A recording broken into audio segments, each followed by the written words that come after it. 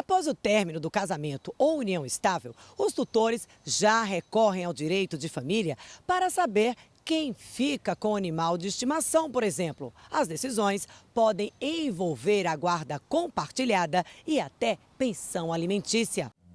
A advogada explica que o número de casos envolvendo guarda compartilhada e auxílio financeiro para pets depois da separação do casal tem aumentado. E hoje a gente percebe que não há também tanta resistência para que esses processos tramitem na vara de família, porque antigamente se chegava numa vara comum. Hoje juízes já entendem que pelos animais fazerem parte do núcleo familiar e ser visto e reconhecido como um integrante, né, daquela família, aquele processo ele tem que tramitar em uma vara de família. Então, chegando na vara de família, a gente percebe que a aplicação que é dada no Código Civil para casos envolvendo seres humanos também, né, respeitando suas particularidades, é destinada para os animais. Daniele Ferreira destaca o caso judicial de auxílio financeiro do Rio de Janeiro, que ganhou repercussão nacional como um precedente importante.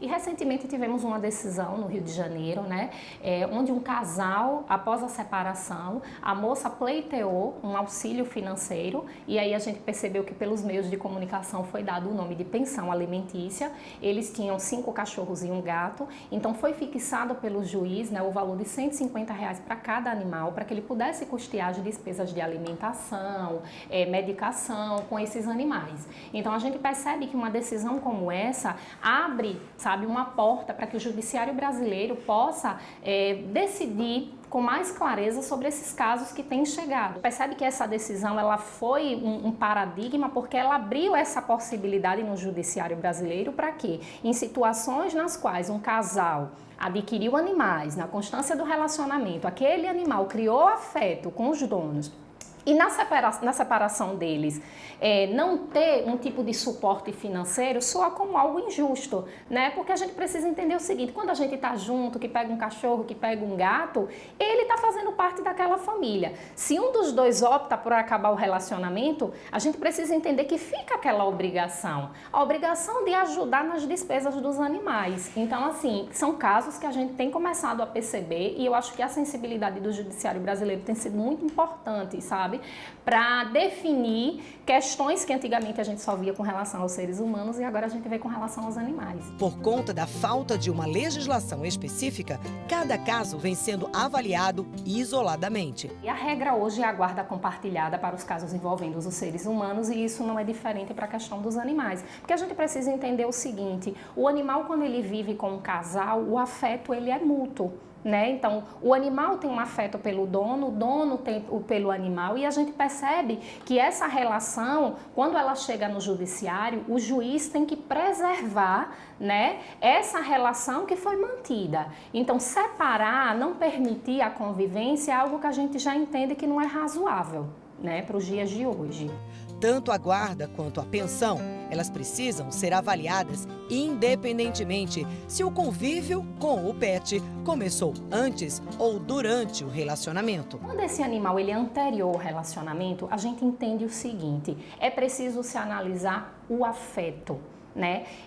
A questão de se entender que o animal é meu porque eu já tinha antes de conhecer aquele parceiro, não exclui a possibilidade daquele animal criar um afeto com aquela pessoa. Então eu não posso criar uma limitação por conta de que foi antes do relacionamento, mas não observando que existe um fator essencial, que seria a questão de que aquele animal pode ter desenvolvido uma relação, né, de amor, de carinho com aquela pessoa e vice-versa. Então tolher, impedir que de repente um direito de visita, eu não estou nem colocando a questão da guarda compartilhada, mas pelo menos o direito de visita não seja concedido para aquela pessoa, não é uma situação que a gente perceba como razoável, porque de certa forma o animal ele também teria, vamos dizer assim, ele seria prejudicado, né, com esse afastamento. Então você já sabe, em caso de divórcio, quando a família tem animais de estimação, o ideal mesmo é fazer prevalecer o bom senso. A orientação que a gente dá é como se você fosse constituir uma família. No momento que eu vou constituir uma família, que eu tenho um filho, eu tenho que ter em mente que aquela criança, aquele animal, ela vai precisar ter suas necessidades atendidas. E não é porque eu simplesmente me deixei do parceiro que ele tem a obrigação de sozinho custear essas despesas. Então é preciso que se entenda que adotar um animal é muita responsabilidade. É preciso que se entenda isso.